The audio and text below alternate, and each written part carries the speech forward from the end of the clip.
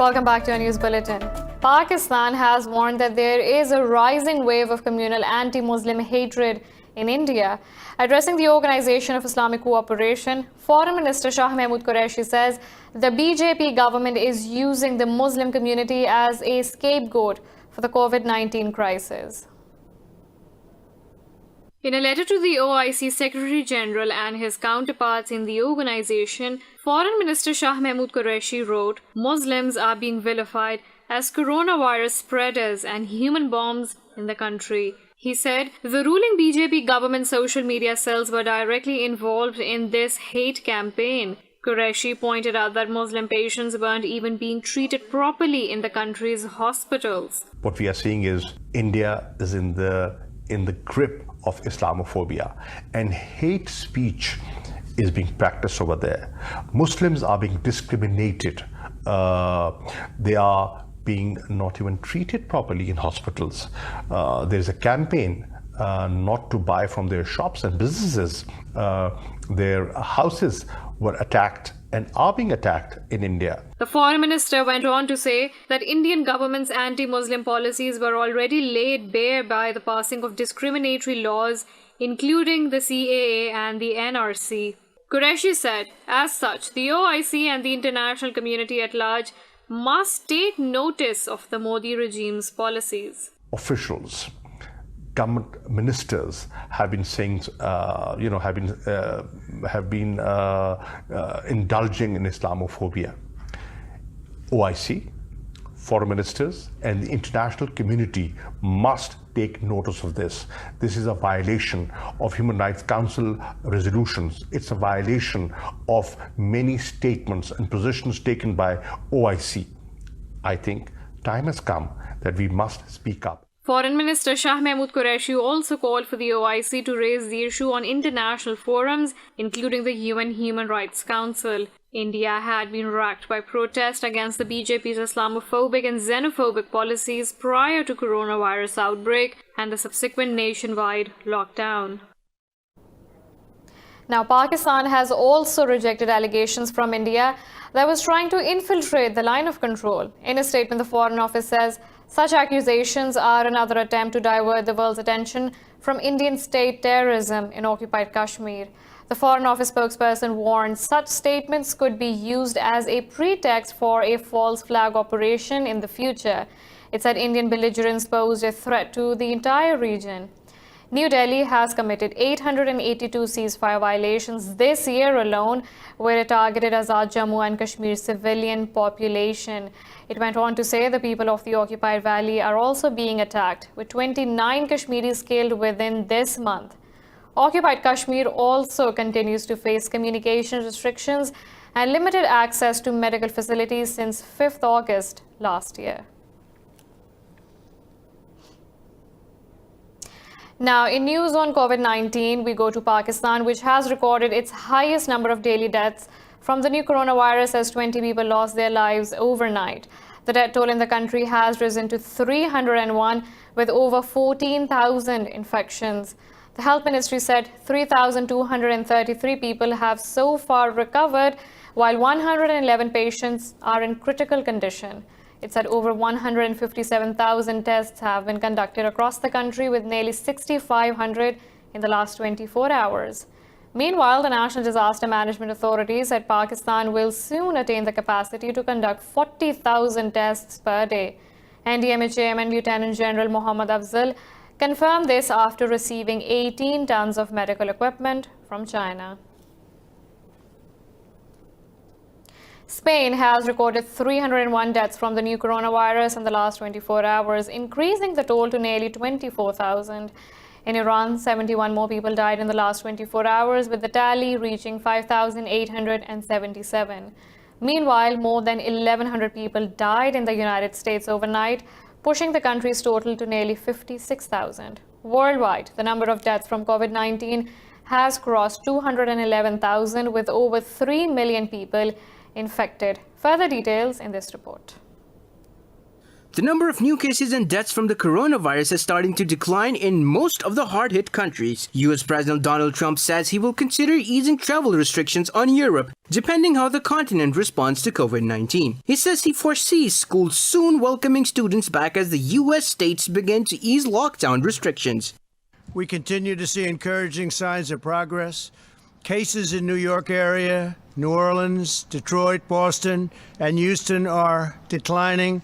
Denver, Seattle, Philadelphia, Washington, D.C., Atlanta, Nashville, Indianapolis, and St. Louis are all stable and declining. All parts of the country are either in good shape, getting better. Elsewhere, Australia's most populous state of Sydney has relaxed some restrictions on movement and open beaches. New Zealanders also queued for fast food takeaway after being freed from a month-long lockdown. Prime Minister Jacinda Ardern advised people to limit non-essential travel, shifting the coronavirus alert level down a notch. With more people going back to work today, we need to be even more vigilant at level 3 to prevent any inadvertent spreading of the virus. We must continue to stay home where possible, including for work and education. Please stay regional and limit non-essential travel. And even though you can expand your bubble, keep it as small as possible and exclusive. Meanwhile, Russia has overtaken China in the number of infections as its tally climbed over 87,000. China's northwestern Shaanxi province reported 20 new imported cases, saying the patients had arrived from Moscow. In another news, Kabul says the Taliban have killed 4 members of the Afghan National Police in an attack in eastern Paktia province. Presidential spokesperson Dawa Khan Minapil said the group attacked the security personnel when they were breaking their fast. The Taliban have claimed responsibility for the attack. In a tweet, spokesperson Zabiullah Mujahid said the fighters killed 1 officer. The United States says it is ready to recognize Israel's annexation of much of the occupied West Bank, but asked the new unity government to negotiate with the Palestinians. In a statement, a State Department spokesperson said the U.S. is prepared to recognize the annexation as enshrined in President Donald Trump's peace plan. Palestinians and the European Union have criticized Trump's plan as failing to achieve a two-state solution. Palestine's President Mahmoud Abbas has already threatened to cancel all peace agreements if Israel moves forward with annexation plans. Meanwhile, the Arab League says it will convene an urgent virtual meeting on Thursday over Israeli plans to annex parts of the occupied West Bank. The League's Deputy Secretary Hussam Zaki said Arab foreign ministers will discuss ways to support Palestine to help it confront Israel. Zaki said the ministers will discuss providing political, legal, and financial support to the Palestinian leadership to confront the Israeli plans.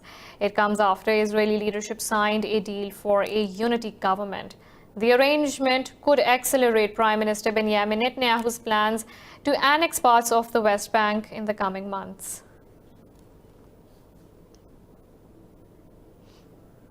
In Libya, the UN-recognized government has accused military leader Khalifa Haftar of seeking to stage a new coup after he moved to seize control of the country. In a statement, the government said Haftar's move is a continuation of his failed military offensives meant to cover up repeated defeats.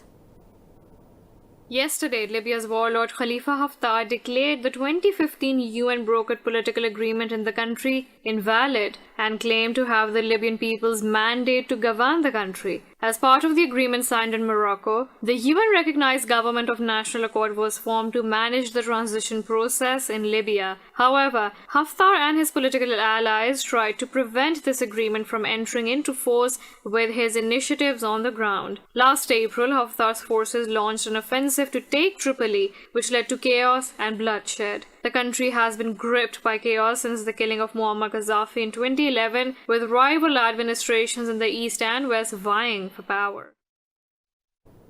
UN envoy to Yemen Martin Griffiths has voiced concerns over the declaration of self-rule by the Southern Transitional Council in Aden City. In a statement, Griffiths called for speeding up the implementation of the Riyadh Agreement with the support of the Saudi-led coalition. Griffiths said the latest turn of events is disappointing, especially when Aden and other areas in the south have yet to recover from flooding. The UN envoy said Riyadh agreement will deliver benefits to people in the south by improving public services and security. He said the stakeholders must put their differences aside and work for the Yemeni people. In Lebanon, a protester was shot and killed during unrest in the northern city of Tripoli overnight. Demonstrators, angered at the plunging currency and inflation, clashed with security forces in defiance of a coronavirus lockdown.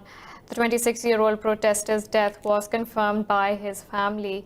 In a statement, the army said a firebomb was thrown at one of its vehicles in Tripoli. It added that a hand grenade was hurled at a patrol during rioting, injuring 2 soldiers. The facades of several banks were smashed with at least one set on fire. The Banking Association declared all banks in Tripoli shut from today, saying banks had been targeted in riots. Meanwhile, in the capital Beirut, footage showed protesters running from army officers as a wall of burning tires blocked the street. Turkey says its forces conducted the 6th joint patrol with Russian troops on a key highway in Syria's northwestern border. In a tweet, the defense ministry said troops from the 2 countries carried out land and aerial inspections in Idlib. The patrolling exercises are part of an agreement brokered between Turkey and Russia on 5th March in Moscow. The presidents of both countries agreed to a ceasefire and military patrolling to ensure the truce in the region. Turkey says it has killed 2 militants of the Kurdistan Workers' Party in airstrikes during a counter-terrorist operation in northern Iraq.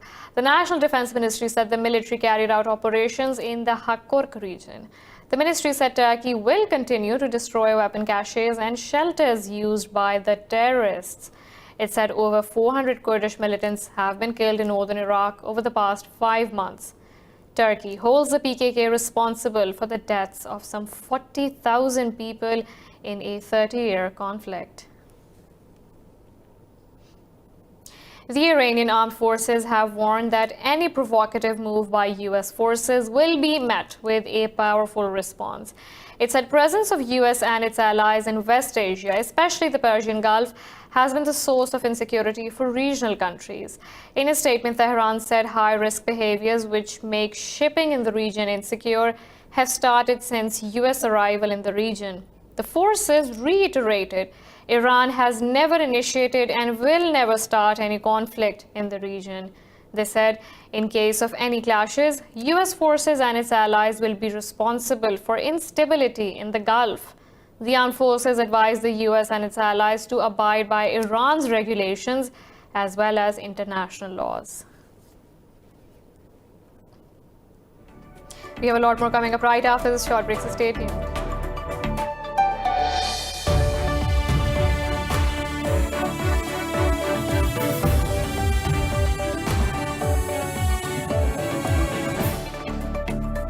Welcome back. Iran's President Hassan Rouhani has sought the help of his Chinese counterpart Xi Jinping in ending U.S. sanctions. In a telephone conversation, the 2 leaders discussed regional security, Tehran-Washington ties, and the fight against COVID-19. In a statement, Rouhani's office said U.S. curbs on Iran undermine security, peace, and stability. It said the security of the region and its waterways is important for Tehran, but Washington is making the Persian Gulf unstable. Meanwhile, China's state media said President Xi expressed condolences to the Iranian government over coronavirus, while also reaffirming the bilateral relationship. It said President Xi vowed to strengthen collective preventive measures against the pandemic with Iran.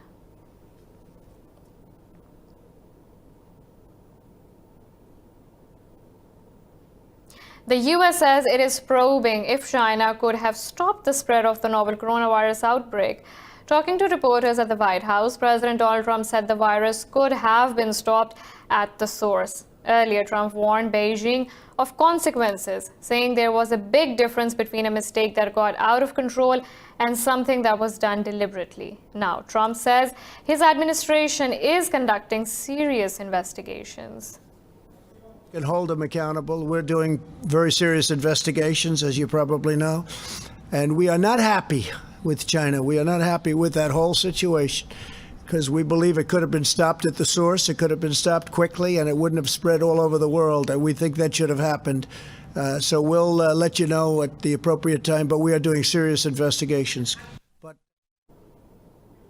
U.S. officials have criticized China for a lack of transparency after the coronavirus broke out in its Hubei province. Now, China has called on all BRICS countries to bolster cooperation to fight the coronavirus pandemic. Addressing a virtual meeting of BRICS nations on the coronavirus pandemic, Chinese Foreign Minister Wang Yi said the bloc should act for the well-being of mankind and stand by justice. He said COVID-19 has put the lives and health of people under grave threat. Chaired by Russia, the meeting analyzed how the pandemic and its economic fallout was affecting international relations. Nearly 51 million people worldwide are internally displaced due to conflict or disaster, with COVID-19 posing a new threat. In its report, the Internal Displacement Monitoring Center says about 33.5 million displacements due to conflicts and disasters were recorded in 2019. It said the number of IDPs in 2019 was the highest annual figure since 2012. The report said last year 8.5 million were forced to abandon their homes due to conflict and violence. IDMC said a further 24.9 million people have been displaced by natural disasters such as earthquakes and floods in 2019. It said of the total 51 million IDPs in the world, nearly 46 million have been displaced due to violence and over 5 million as a result of natural disasters. In France, repair work has restarted at the Notre Dame Cathedral in Paris after being paused due to the country's coronavirus lockdown. Fire engulfed the 850-year-old building on the banks of River Seine on April 15th last year. Work is underway to make the site compliant with social distancing rules so work can properly resume. Officials say showers of workers will be modified and changing rooms adapted to reduce the risk of infection. The global coronavirus pandemic forced officials to delay the planned start of reconstruction on 23rd March. French President Emmanuel Macron promised to rebuild within 5 years, but work so far has been slow. In Russia, doctors have observed significant improvements in coronavirus patients after transfusion of blood plasma from recovered people. In an interview, Moscow Deputy Mayor Anastasia Rakova said doctors saw no health complications or side effects. Rakova said this kind of treatment is used only for patients in critical condition. Blood plasma transfusion is believed to be one of the most effective measures to combat the disease in the absence of a vaccine. It is being widely used in the US, Germany, China, and other countries.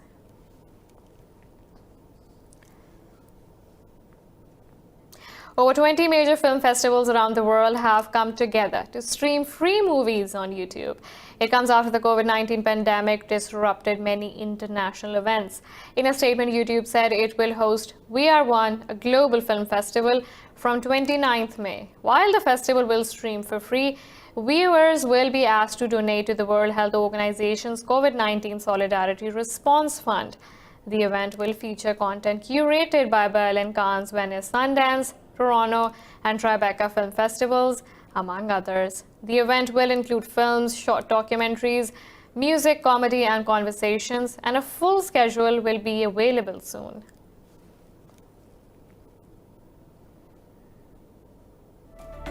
We're taking a short break, but stay tuned for more news.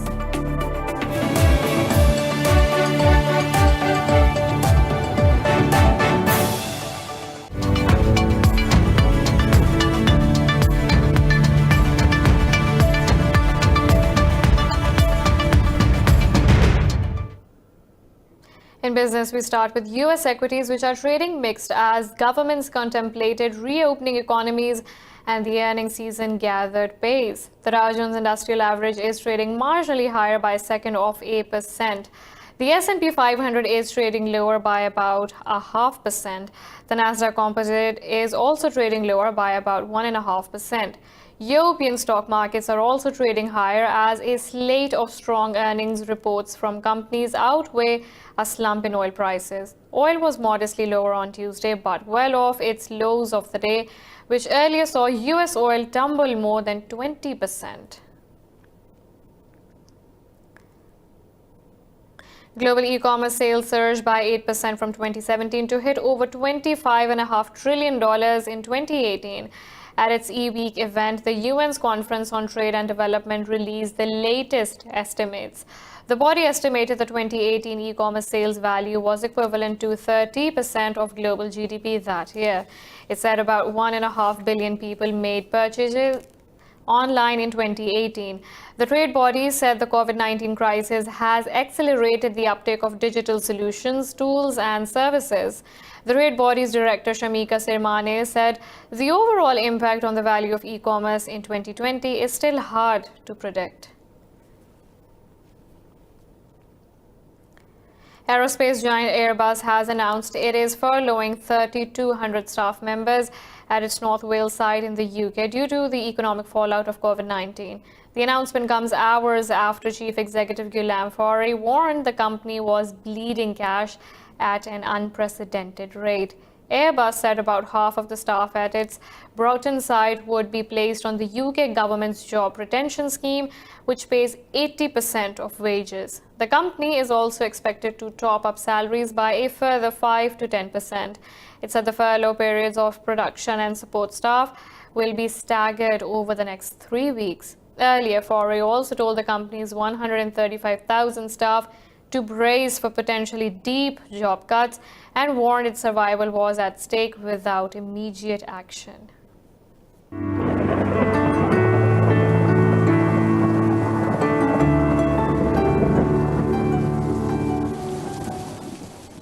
Now let's look at the weather from around the globe.